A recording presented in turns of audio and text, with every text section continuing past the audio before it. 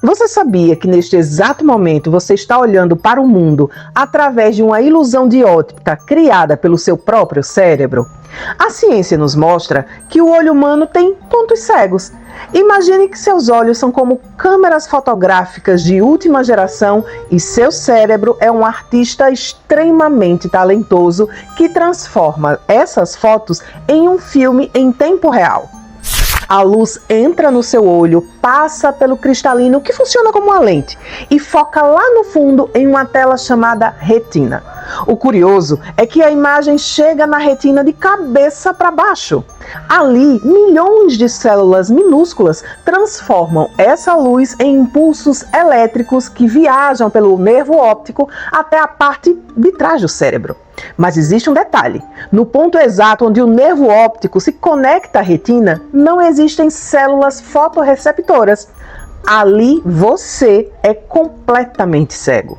Então por que você enxerga tudo perfeitamente? Porque quando você está com os dois olhos abertos, o ponto cego de um é compensado pelo que o outro está vendo. E se você fechar um olho, o seu cérebro simplesmente adivinha o que deveria estar ali baseado no cenário ao seu redor. Se você olha uma parede branca, por exemplo, ele preenche o buraco escuro com a cor branca. A questão é que nós achamos que enxergamos perfeitamente bem, mas a verdade é que nosso cérebro nos engana para manter uma falsa sensação de controle. Na Bíblia, o diagnóstico é ainda muito mais severo. Ela nos apresenta a história de dois homens que passaram a vida inteira achando que viam tudo, mas que só começaram a enxergar a realidade quando o mundo ao redor deles ficou completamente escuro. Eu sou Débora Guedes, psicanalista, terapeuta de casal e graduanda no Seminário Teológico Jonathan Edwards, e no vídeo de hoje você vai compreender como a cegueira espiritual atrapalha a sua vida. Vamos analisar a vida de dois personagens interessantes, Sansão e Zedequias, e entender que nós nos parecemos com eles muito mais do que imaginamos. O livro de Juízes, entre os capítulos 13 e 16, narra o drama de um herói nacional cujo colapso começou exatamente pelos olhos. Sansão era um homem com a força de um exército inteiro, mas espiritualmente era um escravo daquilo que cobiçava. Ele foi escolhido por Deus desde o ventre para ser o libertador de Israel, sendo uma tipologia clara do próprio Cristo. No entanto, ele tinha uma fraqueza fatal. O que ele olhava, ele desejava.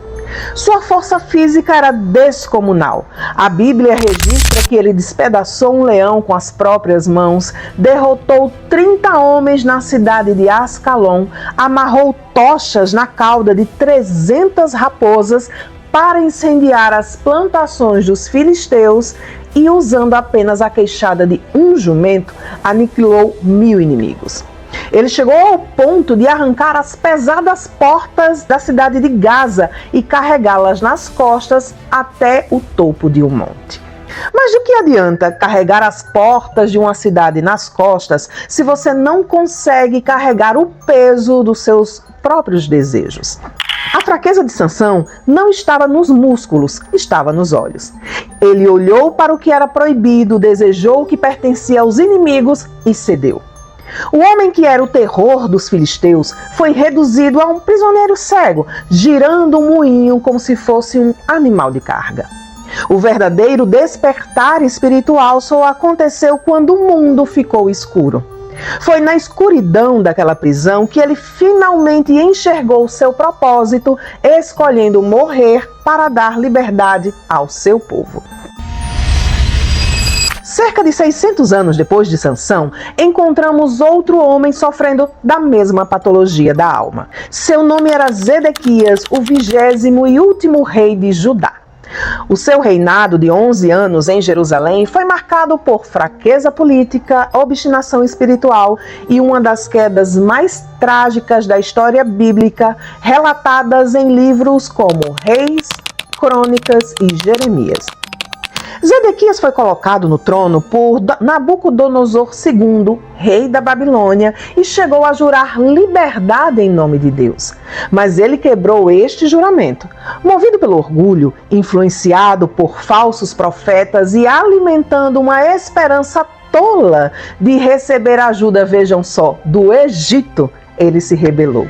Ele fez o que era mal aos olhos do Senhor. Seu coração era endurecido, ele tolerava a idolatria e permitia que abominações pagãs contaminassem a própria casa de Deus. Deus, em sua misericórdia, enviou o profeta Jeremias para alertá-lo constantemente. O conselho divino era claro: renda-se à Babilônia e a cidade será poupada. Mas Zedequias tinha um ponto cego terrível: o medo dos nobres e a vaidade de escutar profetas mentirosos que prometiam uma vitória que nunca viria.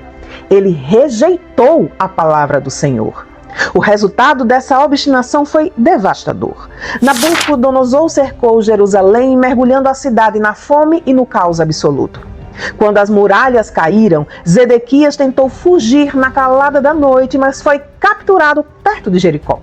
Ele foi levado diante do rei da Babilônia para sofrer uma punição cruel. Nabucodonosor assassinou os filhos de Zedequias na frente dele e, imediatamente após essa cena de horror, arrancou os olhos do rei de Judá, prendendo-o com cadeias de bronze. A morte dos filhos foi a última imagem que Zedequias viu antes de entrar na escuridão total. A cegueira física de Sansão e Zedequias foi apenas o diagnóstico externo de uma catarata espiritual que já os tinha dominado muitos anos antes.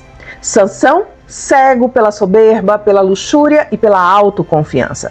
Zedequias foi cego pelo medo, pela obstinação e pelas falsas expectativas. Nenhum dos dois caiu por causa do poder dos deuses pagãos, mas sim porque o Espírito do Senhor se afastou deles devido à sua própria cegueira. E a verdade que você e eu precisamos encarar hoje é esta: nós somos Sansão e nós somos Zedequias.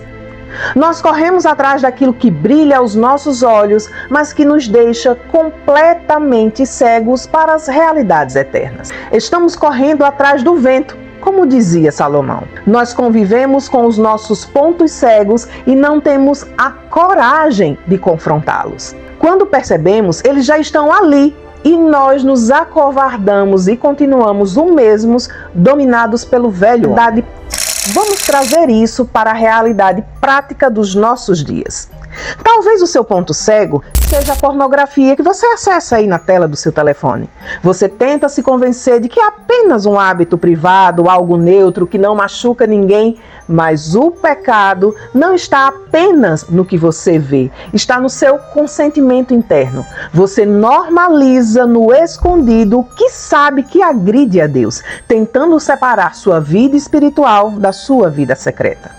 Mas toda prática repetida cria trilhas na sua mente, moldando os seus desejos e distorcendo a forma como você se enxerga diante do espelho de Deus.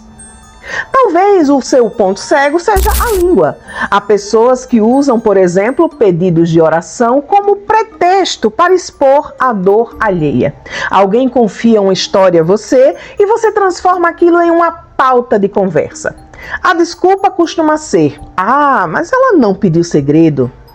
Mas será que precisava pedir? A discrição e o amor que protege e preserva a intimidade do outro não deveriam ser a marca natural de um cristão? Talvez o seu ponto cego seja a traição financeira no seu casamento. Você combina com seu cônjuge que não farão gastos supérfluos para quitar as dívidas da família, mas basta surgir um desejo de consumo para que você ignore o acordo e gaste às escondidas. Isso destrói da mesma forma a confiança, seja vindo de um homem ou de uma mulher. Ou quem sabe ainda o seu ponto cego seja negociar a própria consciência, justificando a grosseria, o pavio curto e o temperamento explosivo como se fossem apenas uma personalidade forte ou zelo pela verdade. Criamos uma régua moral onde o pecado do outro é sempre um escândalo imperdoável, mas o nosso é apenas uma fraqueza justificável. Lembro-me de quando eu soube que um pastor havia construído uma igreja em um terreno alugado. A minha reação imediata foi: nem se Deus mandasse eu construir uma igreja num terreno alugado. Naquele exato momento, o Espírito Santo me confrontou e eu percebi que eu não era muito diferente de Zedequias. Eu também já tinha determinado por conta própria o que Deus poderia me pedir ou não. Lemos a Bíblia como se fôssemos juízes dos personagens, quando, na verdade, eles só refletem o nosso espelho. Como disse Salomão, não há nada de novo debaixo do sol. Nós apenas mudamos a roupagem do pecado, refinamos as nossas desculpas e nos arrependemos cada vez menos. É por isso que precisamos voltar os nossos olhos para o texto de Lucas, capítulo 22, versículo 64. E vendando-lhe os olhos, batiam na face perguntando: profetiza, quem foi que te bateu? Contemplem a ironia cósmica deste momento. Criaturas pecadoras, homens feitos do pó da terra, cobrindo os olhos daquele que projetou as galáxias e colocou limite nos oceanos. Aqueles guardas achavam que, ao cobrirem os olhos de Cristo, conseguiriam esconder seus próprios crimes e pecados da face de Deus. Eles estavam vendando o único homem na história que enxergava a realidade com absoluta clareza. Mas o que eles não sabiam é que, por debaixo daquele pano escuro, Jesus não estava vendo apenas o rosto de seus carrascos. Ele estava enxergando o fim da nossa cegueira. Enquanto os soldados zombam de sua visão profética, Cristo olha para cada um deles e intercedia com perdão. Sansão perdeu a visão pela luxúria, Zedequias perdeu a visão por causa de sua rebeldia. Mas Jesus aceitou voluntariamente as trevas, a venda nos olhos e a escuridão no Calvário, para que o colírio da sua graça pudesse abrir os nossos olhos definitivamente. Na escuridão daquela cruz, a luz do mundo fechou os olhos para que, através da fé, nós nunca mais tivéssemos que tatear nas trevas. O autor de Hebreus nos exorta no capítulo 12, versículo 2, dizendo: olhando firme para Jesus, autor e consumador da nossa fé, o qual, pelo gozo que lhe estava proposto, suportou a cruz, desprezando a afronta, e assentou-se à destra do trono de Deus. Quando você abrir a Bíblia a partir de hoje, não olhe para os personagens bíblicos como figuras distantes ou como se eles fossem inferiores a você. Tenha a humildade de reconhecer que seu coração é feito da mesma matéria que o deles. Se abandonarmos a empáfia e o orgulho que tantas vezes nos cegam, veremos que somos perfeitamente capazes de cometer os mesmos erros. Mudam-se as épocas, refinam-se as tecnologias, mas o coração humano decaído continua exatamente o mesmo. Que os nossos olhos permaneçam fixos em Cristo, a verdadeira luz do mundo. É a palavra dele que serve como lâmpada para os nossos pés e luz para o nosso caminho. Somente quando nos expomos à clareza da palavra é que conseguimos identificar os nossos pontos cegos, chorar pelo nosso pecado e nos arrepender e andar sob a luz da verdade. Que Deus nos conceda a humildade sincera para reconhecer quem somos e a graça indispensável para preservarmos com os olhos abertos até o fim. Que Deus te abençoe. E se essa mensagem trouxe luz para alguma área escura da sua vida, comente aqui abaixo. Inscreva-se no nosso canal e compartilhe essa reflexão com alguém que precisa recuperar a visão espiritual hoje. Até o próximo vídeo.